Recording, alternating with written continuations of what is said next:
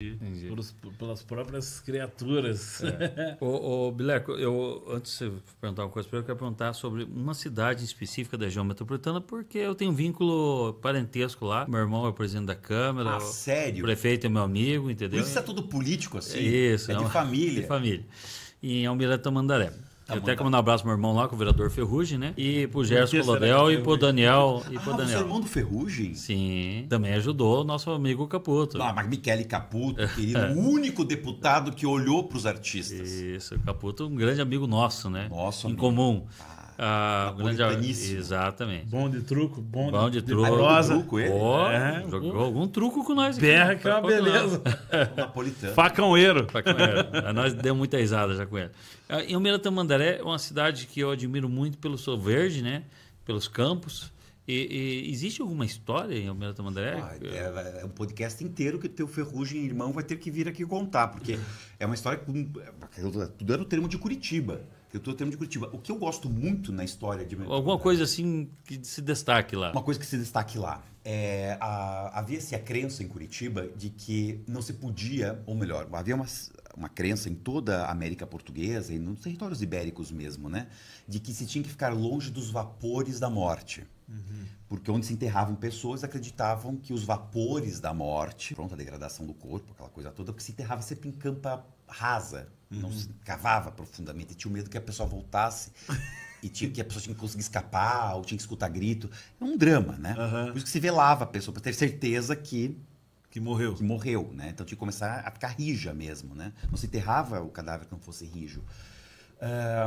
E eles acreditavam, e obviamente essas campas rasas, né, podiam adoecer. Aonde que a Câmara autorizou fazer o segundo cemitério, ou melhor, o cemitério mais bem estruturado da cidade, onde hoje é o território de Almirante Tamandaré. Né? Justamente porque era o fim do mando do termo da Câmara. Como que eles sabiam até onde ia a autoridade dos vereadores locais?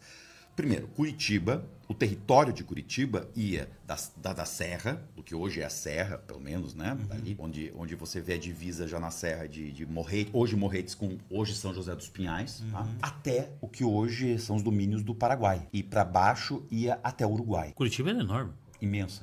Curitiba é o sul do Brasil. A Câmara de Curitiba colonizou, com todas as aspas que esse termo, esse verbo colonizar tem, né?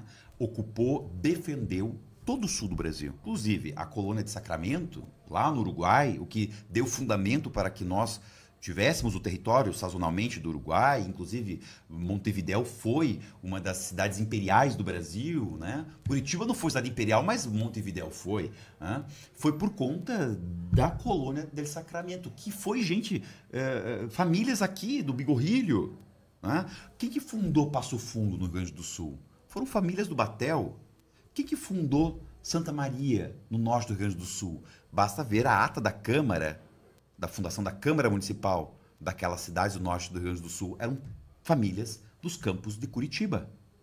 Foi a nossa gente que ocupou, colonizou e fez dar posse a Portugal. O Brasil não teria o tamanho continental que tem hoje se não fosse pela fundação de Curitiba dentro do território espanhol. E se os portugueses não soubessem, no Tratado de Madrid, em 1750, no Tratado de Santo Ildefonso, em 1777, que também passou pelo Tratado de El Pardo, de 1762, exigir a posse sobre esse território porque aqui havia pessoas que falavam a língua portuguesa. Então, o Paraná, o Curitiba, tem essa função civilizatória para o tamanho continental que é o Brasil. Mas se nós fôssemos gaúchos, nós pelo menos teríamos uma milonga para comemorar. Se nós fôssemos, talvez, nordestinos, teríamos um feriado, pelo menos. Nós estaríamos feito qualquer coisa, mas nós somos curitibanos, nós somos patos, nós não somos galinhas. As patas botam o ovo e ficam quietinhas, para o predador não ver. As patas botam um ovão, que é um baita ovo, alimenta uma família. Já comeu ovo de pata? Nós temos ganso aqui no QG. Eles são perigosos. Elas fazem esse tipo de ave, não fala nada. Agora a galinha bota uma merda de um ovinho e ela faz um escândalo para anunciar. Nós temos que ser mais galinhas e menos patas. A gente tem que começar a anunciar as glórias dos feitos da gente do Paraná. Por conta disso, isso não é um ufanismo barato. Porque todo brasileiro faz isso, na sua medida. E nós somos espectadores da glória do outro. Nós não cantamos a nossa alegria de ter feito o Brasil como é, não é? E pronto. O termo da cidade de Curitiba era tudo isso. Só que, veja, como que nós íamos saber até onde ia a lei? Porque a lei que aplicava-se aqui, e é diretamente ligada aqui, não podia servir para Guarapuava, onde estava lá nos campos da Atalaia, né? Campos incógnitos. Imaginem, a Câmara de Curitiba já existia, a Vila de Curitiba já existia, mas Guarapuava ainda é um território inóspito. Bituruna era um campo inóspito. Bitur. Né? A maior mina de diamante até então encontrada antes do Tijuco, antes lá de Minas Gerais, onde a Chica da Silva, aquela história toda, foi aqui no Paraná. E isso foi descoberto graças a uma missão exploratória bancada e patrocinada pela Câmara de Curitiba. E eram pobres. Curitiba não comia sal na época. Era uma gente muito pobre. E olha que o litoral está aqui do lado. Então, havia um isolamento. E mesmo assim desbravaram e ocuparam aquele território. Morreram. Aonde que Bruno Filgueira, nome de rua, morreu? Morreu trucidado pelos paraguaios. Aonde Francisco Rocha, um outro nome também que elasteceu as fronteiras do Brasil, gente nossa, do Batel, morreu também em combate com os argentinos. Então, não era a gente que matava indígena, a gente que matava espanhol, é diferente, entendeu? O que eles faziam? Eles pegavam o cavalo e eles contavam X léguas. E ali plantavam ou iam até o primeiro grande rio que transpusesse o território. Ou contavam lá 1,5 légua, 2 léguas. E plantavam ali um pé de uvarana. Aquela árvore assim, né? Que dá para fazer sisal, cipó, etc. Só que ela não dura mais do que 60 anos, a uvarana. Bom, e plantavam ali. Então, as pessoas que moravam espalhadas fora da vila sabiam que até ali iam as leis imediatas da Câmara. É onde mandava o Amotacé, o Almeirinho, o ouvidor, né? Os cargos da Câmara, porque a Câmara era a prefeitura da época, né? O alcaide, né? Todos esses, inclusive, nomes de origem árabe, da administração que os árabes ensinaram para os ibéricos, portugueses e espanhóis. E depois disso, era o sertão, era o desertão, era o grande deserto, o desertão. Por isso o sertão. Portugal é pequeno demais para ter sertão. Só nós sabemos o que é ter um desertão, um sertão, né? E aí eram as leis gerais, dos campos gerais, das Minas Gerais, que eram os campos comuns, que não havia um proprietário, eram terras da coroa, era quase uma terra sem lei, onde vigorava, tá? E é onde não sabemos onde ia o domínio português e o domínio espanhol. Tudo isso era domínio da Câmara de Curitiba. Você imagina, era 5 vezes maior que Portugal, uma Câmara de homens quase analfabetos, muitos deles analfabetos, que dominavam. Então, Almirante Tamandaré já estava fora do termo, né, desse domínio central da Câmara de Curitiba. Então, a gente começa a perceber... Tão perto? Tão perto e tão longe. Caramba. Tão perto e tão longe. Imagine você... Não tinham ruas, né?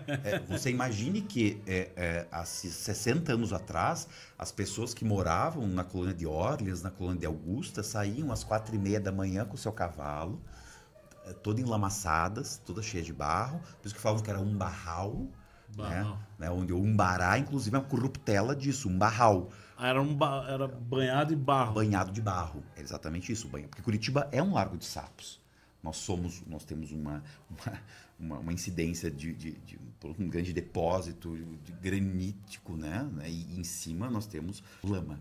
Né? Então isso não é facilmente absorvido pelas camadas da terra. Então pronto. E tá ótimo, porque a nossa verdura, o nosso verde verdejante da cidade é isso. É uma terra muito boa. Pronto. E essa gente saía, a colônia de Augusta, que hoje é o bairro da Augusta, a colônia de Orleans, que hoje é o bairro Orleans, e vinham 4h30 da manhã, no meio do breu da escuridão, com lanterna, lamparina, entendeu? Com lampião, a vela, e chegavam, subindo a antiga estrada do Barigui, paravam no entroncamento e pediam para o senhor Cândido Hartmann o aluguel dos sapatos. E eles alugavam, eles deixavam suas botas de couro de trabalho, alugavam às vezes roupa inteira para vir para a cidade. Dali pra cá já não era mais barro, então, no caso. Era. Só que chegavam chiques para a cidade. Chegavam de sapato alugado do Sr. Cândido Hartmann. Chegavam, muitas vezes, tu alugavam calça, quando estava até o joelho de barro. Não era fácil. E isso prevaleceu até os anos 70 em várias regiões da cidade. Perceba, o primeiro calçamento de Curitiba surge em 22. Quando a gente começa a colocar, já imprimir o paranismo no petit pavé. Isso, e com protesto da população. Havia um senhor que depois vem, o nosso linguajar leite quente curitibano nos coloca para titularizar, né, as pessoas mais simples de Carpial, né? Havia um senhor chamado Juca Carpial, esse viveu, era um ser humano de carne e osso, tinha sentimentos, tudo, era um homem, né? Que não queria que a cidade tivesse calçamento, enquanto o prefeito Luiz Xavier, que foi um homem interessantíssimo para a cidade, né? Mandou calçar a região central com pedras de granito branco e de abásio preto. É chique o petit pavé, é chique. O problema é que quando não calçam direito e a pedra sai voando e a gente escorrega e tropeça. O erro tá a falta de método, não você fazer uma... O erro tá no aplicador ali. Ou na política, né? Porque você ter uma estrada de granito, uma estrada de mármore, né? Depois foi colocado mármore branco no lugar, né? E o diabásio no... e percebam, Roma é feita de estrada de pedra e até hoje a gente pisa nos caminhos de Roma, nos sítios arqueológicos, ninguém te coíbe, porque é para pisar, porque dura a vida, entendeu? Vai chegar o Armagedon e vai estar ali, os caminhos de Roma vai estar de pé, entendeu? E é muito interessante isso, porque o Juca, ele lidera praticamente um movimento na cidade para que as pessoas trotassem, fizessem o trotuar dos cavalos em cima das obras de calçamento, para atrasar as obras como protesto de que não queriam uma cidade com cara de capital.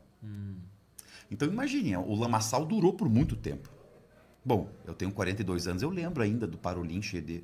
estamos no Parolim. Estamos no Parolim, literalmente. Então aqui, olha, a família inteira daqui.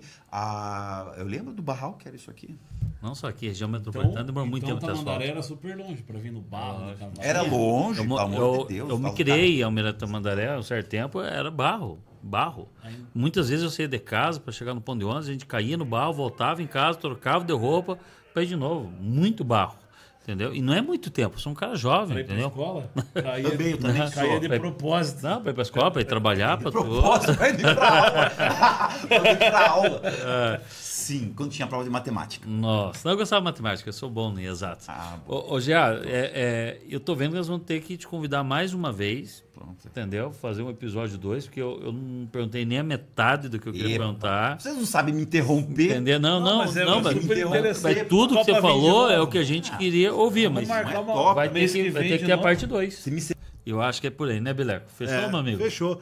Gerard, muito obrigado, tá? De coração. Vai ter que voltar, não sei. Calma aí, tuas redes sociais, se as pessoas quiserem seguir você. E o livro também, Guerra, aqui, ó, ele presenteou a gente. Tem na internet, todos os meus livros. Onde a gente compra o teu livro? Compra, mas tá tudo esgotado. Mas tem na internet em PDF. Então se ferraram, porque eu já tenho. Não compra lá no Amazon, não consegue comprar? Esgotou. Até na Amazon? Esgotou em tudo. Não faz sentido. Todos os livros nossos. Parabéns, cara, de verdade, você merece. Ó, tá esgotado. Pessoal, a gente vende xerox, a gente vende xerox. A gente vende xerox. Vou fazer pirataria. Pode, isso livro é pra... Obrigado. Imagina, é o mínimo. Muito interessante. Valeu. Então, tá lá. Fechou. Obrigado a todos que nos assistiram. E compartilhem essa live aí.